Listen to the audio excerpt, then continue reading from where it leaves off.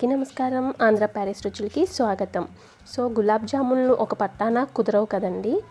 గబగబా చేస్తే అస్సలు కుదరవు. నిదానంగా ఓపికగా చేసుకుంటే మనకి పర్ఫెక్ట్గా వస్తాయి. ఇక్కడ ఈ వీడియోలో నేను చేసిన విధానంగా చేస్తే గులాబ్ జామున్ అసలు పగలనే పగలవండి. చాలా పర్ఫెక్ట్గా వస్తాయి. మధ్యలో పిండిగా కూడా ఉండదు, చక్కగా లోపల కూడా ఉడుకుతుంది, సాఫ్ట్గా స్పాంజీగా ఉంటాయి అన్నమాట. సో మరి నేను గులాబ్ జామున్ ఎలా ప్రిపేర్ చేస్తానో వీడియోలో చూసి మీరు కూడా నేర్చుకోండి.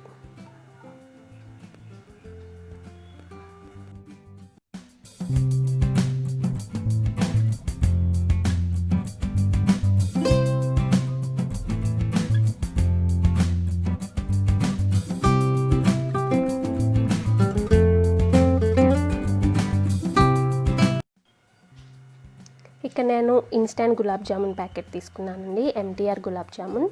ఇది ఒక గిన్నెలోకి వేసేసుకొని దీనిలో ఉండలు ఏమీ లేకుండా లైట్గా కలుపుకోవాలి. మీరు ఇక్కడ కావాలంటే జల్లించుకోవచ్చు. తర్వాత వాటర్ పోసుకుంటా పిండిని లైట్గా కలుపుకోవాలి. మరి అసలు ఇట్లా గట్టిగా పిసుకొద్దు, లైట్గా కలుపుకోండి పిండిని.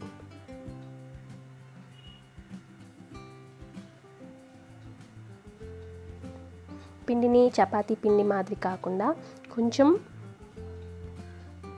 లూజ్గానే కలుపుకోండి. ఇలా మనకి అతుక్కుంటూ ఉండాలి చేతులకి. మరి గట్టిగా పిసుకొద్దు. లోపల ఎయిర్ బబుల్స్ అనేవి ఉంటాయి, అవి పగిలిపోతే మన గులాబ్ జామున్లు అనేవి సరిగ్గా రావు. సో ఓకేనా. ఇలా కలిపి పెట్టుకున్న తర్వాత కొంచెం పైనుంచి వాటర్ చల్లుకోవాలి.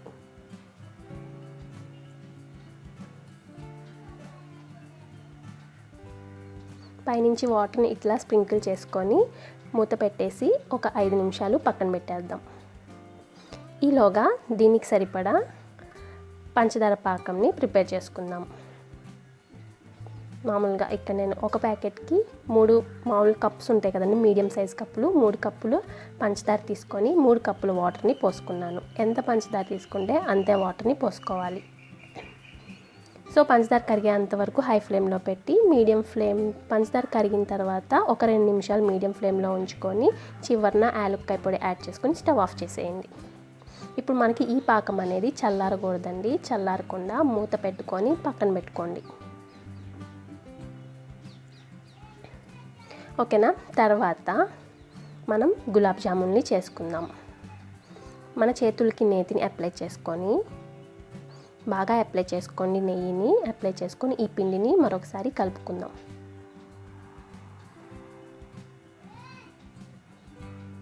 ఇక్కడ కూడా ప్రెస్ చేయొద్దు, లైట్గా కలుపుకోండి.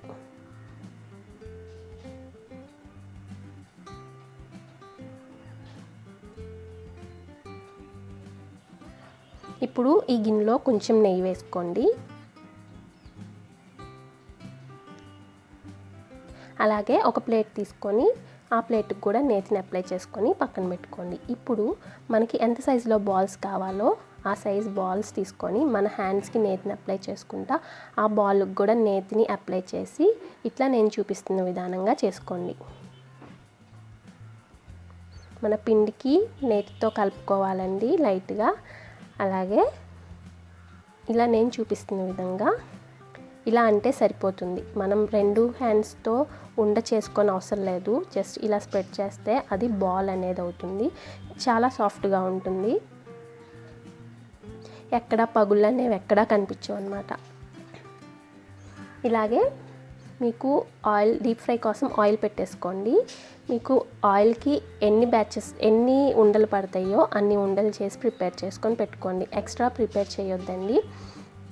చేసిన వెంటనే మనం డీప్ ఫ్రై చేసుకుంటే మన పిండి ఎండిపోకుండా పగలకుండా ఉంటుందన్నమాట. సో మన నూనె అనేది మీడియం హీట్ అయిన తర్వాత, మరీ ఎక్కువ హీట్ అవ్వకూడదు, మీడియం హీట్ అయితే సరిపోతుంది. మరొకసారి చేతికి నేతిని రాసుకొని ఇట్లా చూపిస్తున్న విధంగా అనుకొని మన ఆయిల్లో వేసేసుకోండి.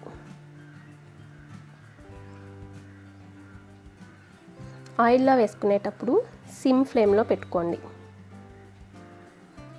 ఇట్లా అన్నీ ఒకేసారి వేసుకోవాలి.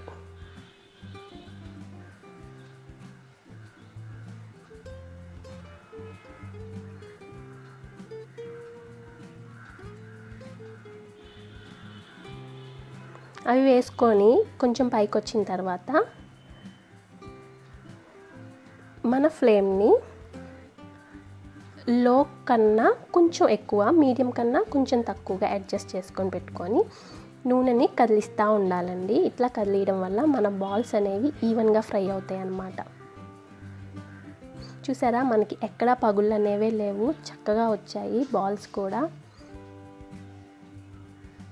తర్వాత నూనె నుంచి తీసేసిన వెంటనే మనం పాకంలో వేసుకోవద్దు. ఒక అర నిమిషం తర్వాత నూనె అంతా పోయిన తర్వాత అప్పుడు ఈ బాల్స్ని పాకంలో వేసుకొని ఒకసారి కలుపుకొని మళ్ళీ మూత పెట్టేసేయండి. ఇలాగే మిగిలిన పిండి కూడా ఉంటుంది కదా, అవి కూడా చేసుకొని ఇలా నూనెలో డీప్ ఫ్రై చేసుకొని పాకంలో వేసుకోండి.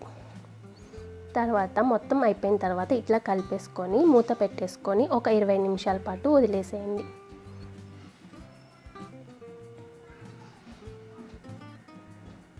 చూడండి, నేను డీప్ ఫ్రై అయిన బాల్ కూడా చూపిస్తాను. లోపల మనకి ఏ పచ్చి ఉండదండి, బాల్ కూడా చక్కగా పగలకుండా వచ్చింది. చూసారా, లోపల ఉండలేదు, పచ్చిగా లేదు, చక్కగా వేగిపోయింది కదా. హైలో మటుకు పెట్టుకోవద్దు గులాబ్ జామున్లు, మీడియం నుంచి లో ఫ్లేమ్కి అడ్జస్ట్ చేసుకుంటా వేయించుకోండి. అంతే, మరి మన గులాబ్ జామున్లు అనేవి రెడీ అయిపోయినవి. మీరు వీటిని ఫ్రిడ్జ్లో పెట్టుకొని చల్లచల్లగా సర్వ్ చేసుకుంటే చాలా బాగుంటాయండి, చాలా మెత్తగా కూడా ఉంటాయి. సో మరి మీకు ఈ వీడియో నచ్చింది అనుకుంటున్నాను, యూస్ఫుల్ అని అనుకుంటున్నాను. నేను చేసిన పద్ధతిలో చేసి చూడండి, మీకు గులాబ్ జామున్లు అనేవి విరగమన్నా విరగవు, చాలా పర్ఫెక్ట్గా వస్తాయి. సో ఈ వీడియో నచ్చితే లైక్ చేయండి, షేర్ చేయండి, కామెంట్ చేయండి. ఓకేనా? మరిన్ని రెసిపీస్ కోసం ఆంధ్ర ప్యారిస్ రుచుల్ని సబ్స్క్రైబ్ చేసుకోండి.